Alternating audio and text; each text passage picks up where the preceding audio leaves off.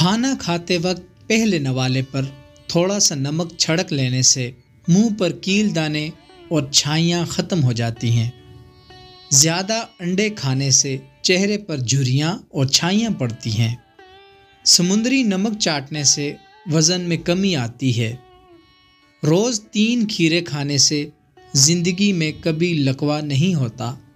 کالا زیرہ دودھ کے ساتھ کھانے سے زخم بڑھ جاتا ہے۔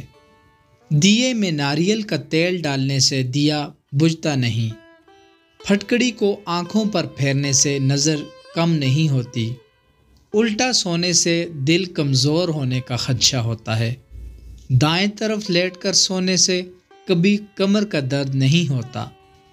کیکر کی لکڑی کو جلا کر آگ کا دھواں لینے سے سانس کی تمام بیماریاں دور ہو جاتی ہیں۔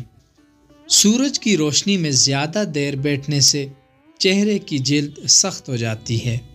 ایک بار کپڑے پہن کر اسے نمکین پانی سے دھو کر دوبارہ پہننے سے بدن پر کبھی خارش نہیں ہوتی۔ اگر آپ خواب میں زیادہ ڈرتے ہیں تو سونے سے قبل 1 ٹماٹر کھا لیا کریں۔ اگر آپ کو سینے میں درد ہوتا ہے تو خشک میوے کھا کر اوپر سے مالٹا کھا لیں۔ نہانے سے پہلے 1 لیموں نہانے والے پانی میں نچوڑ دیں۔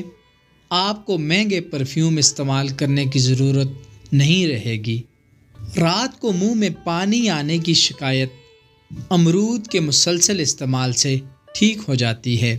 وہ کھانے کی کوشش کریں جس سے آپ کو بچپن میں نفرت تھی۔